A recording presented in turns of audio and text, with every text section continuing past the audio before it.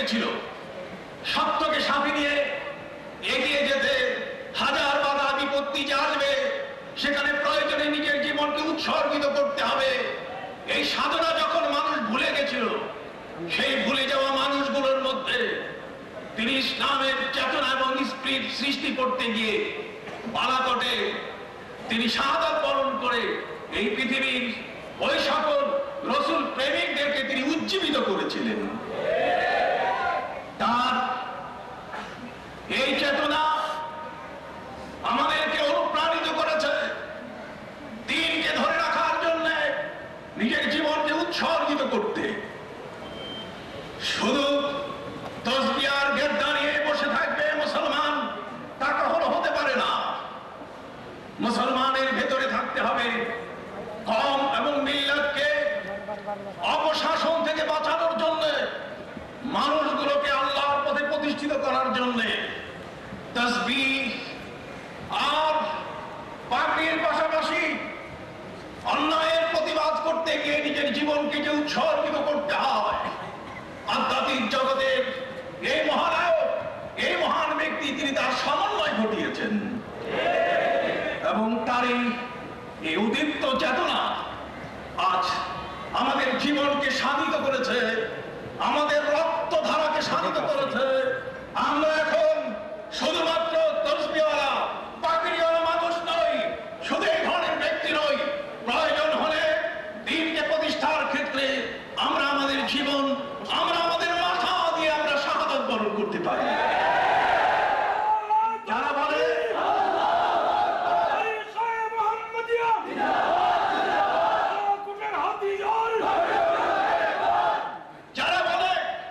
যে তিনি ওয়াহাবি, আমি তাদেরকে প্রশ্ন করি, তোমরা কোন সুন্নি?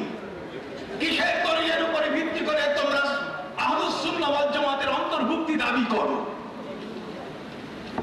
এই উপমহাদেশের মধ্যে যার জন্ম না হলে জন্মপুরি সিলসিলা, যার জন্ম না হলে সুফি নূর মোহাম্মদ নেদানপুরি, সুফি ফতেহ আলী ওয়াইসি, ওই ফুরফুরা দরবার, শর্ষিনা দরবার জন্ম নিত না।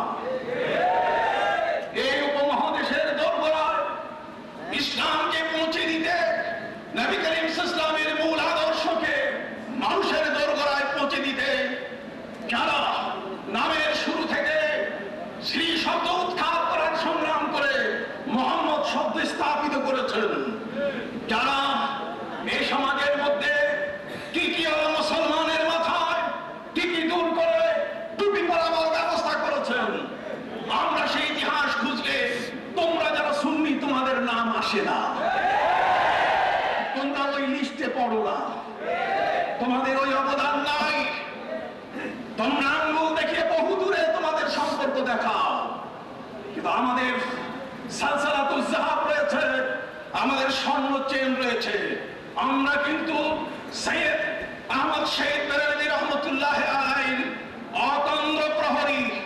তোমরা আমাদেরকে চেনো না, আমরা কিন্তু তার উত্তরসূরি, তার খানকানাই, তার নিজের বড় ধরনের, তিনি নিজের কওম এবং মিল্লাতের জন্য ওই ধরনের বড় ধরনের খানকা তিনি না রেখে গেল।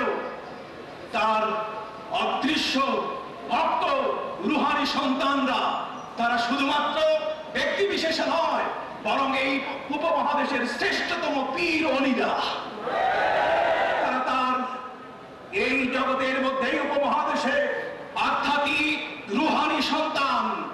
তোমরা যদি কোনোদিন তাদের বিরুদ্ধে ওয়াহাবি বলো, তোমাদের জিহ্বা আমরা কেটে নেব।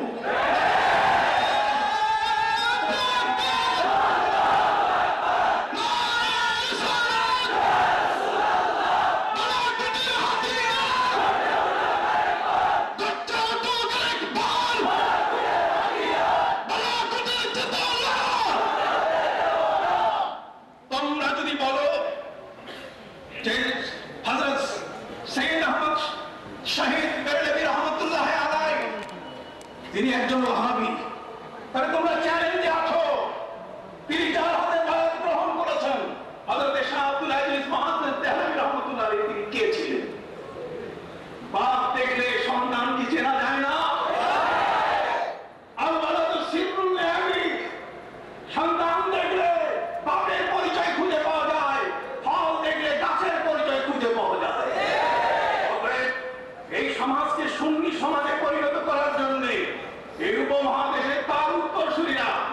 যে অবদান রেখেছে, তোমরা একটা কোনায় বসে একটা ব্যাঙের মতো ওই ইন্দ্রার ভিতরে কুয়ার ভিতরে মনে করেছো গোটা জগৎ তোমাদের। খবরদার, ওই সৈয়দ আহমদ শহীদ বেরলভী রহমতুল্লাহ আলাইহির উত্তরসূরিরা গোটা পৃথিবীব্যাপী ছড়িয়ে আছে।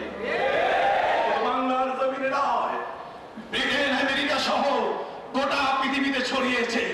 কাজেই সাবধান, সৈয়দ আহমদ শহীদ বেরলভী রহমতুল্লাহ আলাইহি শাহাদাতের মর্যাদায় পৌঁছতে তোমাদের কোটি বছর সময় লাগবে, তোমরা সে পর্যন্ত যেতে পারবে না। কাজেই আমরা সৈয়দ আহমদ শহীদ বেরলভী রহমতুল্লাহ আলাইহি এই চেতনার বালাকোট সম্মেলন থেকে আমরা শপথ দিতে চাই, আর কোনোদিন ভণ্ড সুন্নিদের কোনোদিন তাদেরকে আমাদের কাছে ঠাঁই দেব না। ওরা বর্ণচড়া আমাদের মতো পোশাক পরে, মিলাদ পরে, আমাদের মাহফিলগুলোতে তারা বর্ণচড়ারা অংশগ্রহণ করে, আর আমাদের পেট কাটবে, আমাদের জীবন নাশ করবে, আমাদের সেই মহানবী মুহাম্মদ রাসূলুল্লাহ ইসলামের প্রেমে ইসলামকে প্রতিষ্ঠিত করার ক্ষেত্রে ভারতের মতো ভূমিতে শিখদের বিরুদ্ধে, খ্রিস্টানদের বিরুদ্ধে যিনি তার 300 গাজীকে নিয়ে মাথা দিলেন, 1000 শিখকে দুনিয়া থেকে চিরতরে বিদায় করে পৃথিবীতে আতঙ্ক সৃষ্টি করেছিলেন যে আল্লাহর জমিনে আল্লাহর দ্বীন ছাড়া অন্য কিছু চলবে না।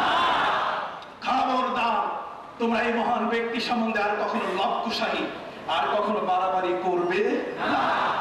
এই চেতনার বালাকোট সম্মেলন একটি মেসেজ তোমাদের কানে দিয়ে দিল, আর কখনো যেন তোমরা এই ব্যাপারে দুঃসাহসী না হও।